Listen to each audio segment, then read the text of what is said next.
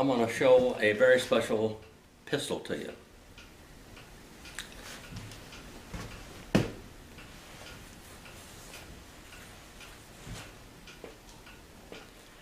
This pistol supposedly was in the American Revolution in 1776 and the War of 1812. Now it is brass. If you look onto the screws, even those are engraved. There's the top of it right there. This is a Blake. Look at the lock right there. This is a flintlock. This pistol is still usable today, believe it or not, after the 200 and some odd years. These was the original type. They were wick locks. Then they come out with a flintlock. This is like Davy Crockett shot, the flintlocks. This is a very large. See, there's my fingers in that. That's how big that hole is. That's about 69 caliber or so. Now, you filled it with black powder, a certain amount of black powder. You put your shot down in there.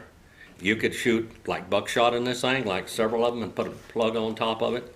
And here's the ramrod that you cram it down there with. This gun was taken very good care of. Supposedly, this was Audie Murphy's gun. I had two of Audie Murphy's guns. This is the other one that I got left. The other one is at the Cody Firearm Museum in Cody, Wyoming. You would put powder in this, put your shot in it, and then you pour your powder right here in this little powder dish. Flip that down, and then fire it. And it would ignite that, go into the barrel, and shoot your projectile out of it. This gun is very old. I want you to look at it there. Wayne in Montana really wanted me to show this gun on video, so here it is. Like I said, and even the screws are engraved on it. It has a black trigger guard.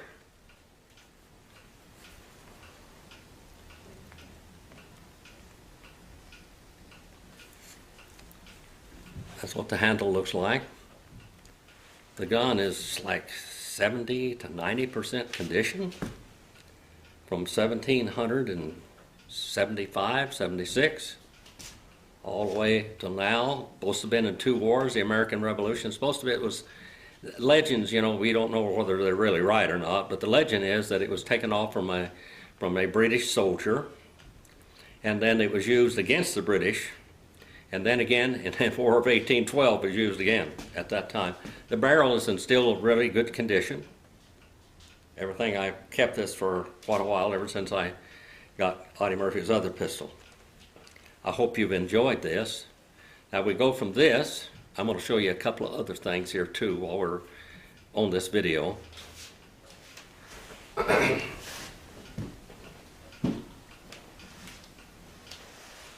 This is the way shotgun shells used to be made. They were made all brass. And this one here has got double-aught buckshot in it. There, it's a 12 gauge. And they were all brass, and they would crimp over. You'd put your shot and load in this thing, and you'd crimp it over.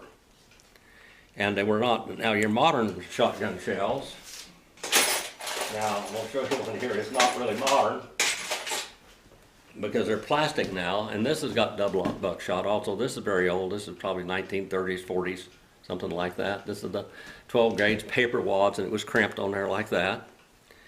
And see, this is the 12 gauge. And then this is a 10 gauge like that. Let me tell you about this 10 gauge and this 12 gauge here. When I was very young, I moved in Fish Lake Valley about 1953, off and on, until 1960. Now, I was walking an old Butterfield stage route, and I found this on the side of the stagecoach route. It's a 12 gauge and a 10 gauge shell pushed together, and both of these shells have been shot. Inside of it was matches. This is the way the old cowboys they'd keep these in their pocket, and they had waterproof container for your matches. So you could start a fire or whatever you want to do with it, light a cigarette or whatever they did. But this thing was full of cigarette or matches at that time, but I've had it all these years, from the time I was probably 7, 8, 10 years old, somewhere in that period of time. It's a 10 gauge and a 12 gauge shotgun shell, and a Remington, I believe. Remington. Rem Unique. Best 12 gauge. And then I have this one here that has not been fired yet. And it is a something. I can't read it right now. Probably a Remington, maybe a Winchester Western. And that's the way they look like when they're loaded. And a lot of these were loaded with black powder, and then later on smokeless. The black powder transition was between,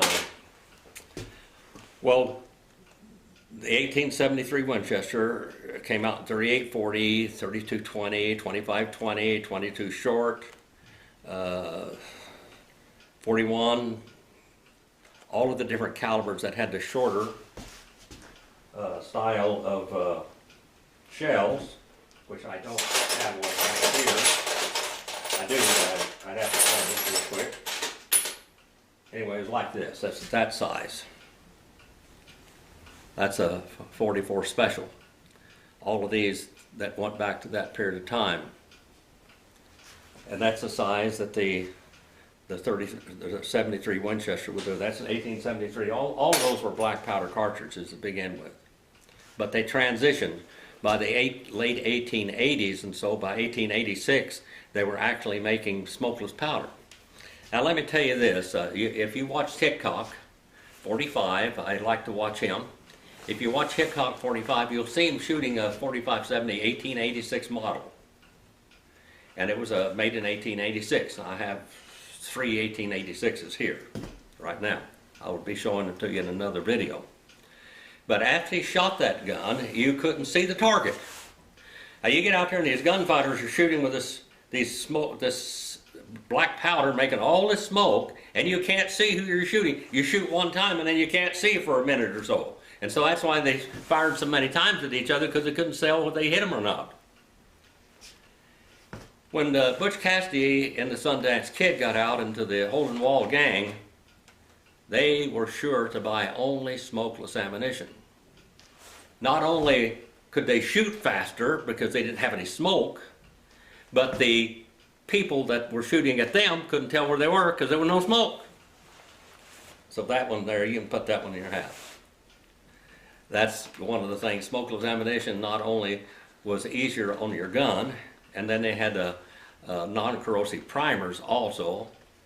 A lot of the old guns are just rusted out because of the black powder and the corrosive primers. But as they improved, not only could the outlaws not be seen when they were shooting, but, I mean, even smokeless powder has a certain amount of smoke, but very little. The